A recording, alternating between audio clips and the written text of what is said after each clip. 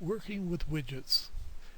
Now, we have the ability to change the structure of our website, and I'm just going to click on the website for a moment, and you'll notice down the right hand side we actually have what are referred to as widgets.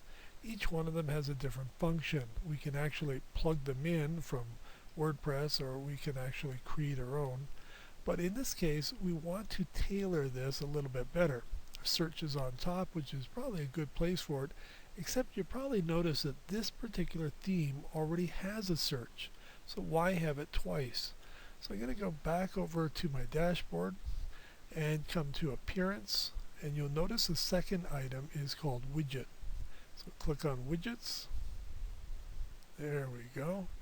And in Widgets we have a choice of different things we'd like to put in. So I'm going to put a couple of things in, not because we need them, but just to show how we do that. And of course the footer itself also has a variety of different things in it as well. So the search is here, but we already know that the website comes with a search. So I'm going to drag this out of here, and you notice it's disappeared. And that means that if I go back to the website and refresh it, then so did search disappear.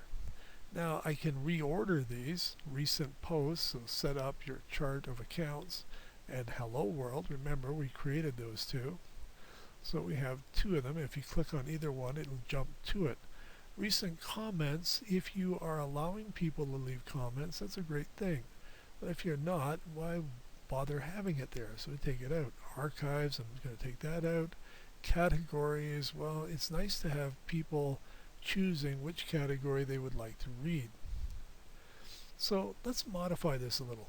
Recent posts says we can give it a title and the number of posts to show. You may have thousands of posts, but you've only decided to show 5 at any given time along the right hand side.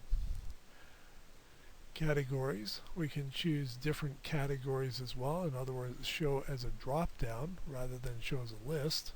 Show post counts and also other things. So I'm going to just click on post counts and I'm going to save that. And we'll come back to it in a minute and close that up. Close this one up. And let's take a look at some of the other things we have. RSS feed, should people like to connect using their cell phones or other devices. Custom menus, if you want those. Pages, what pages are available. But I'm going to choose a calendar. I'm just going to throw it down here underneath category. There we go. And we can call it anything we want. We just leave that for the moment. I'm going to save it. I'm going to jump back to the website, refresh it. There we go. And there's our calendar now. And I can click on the home page. It's my home page. And you notice it's getting a little bit more specific as to what we want. And there's our posts again, and this is the home page, tutorial page once again, and the sample page once again. You can build these up very, very quickly.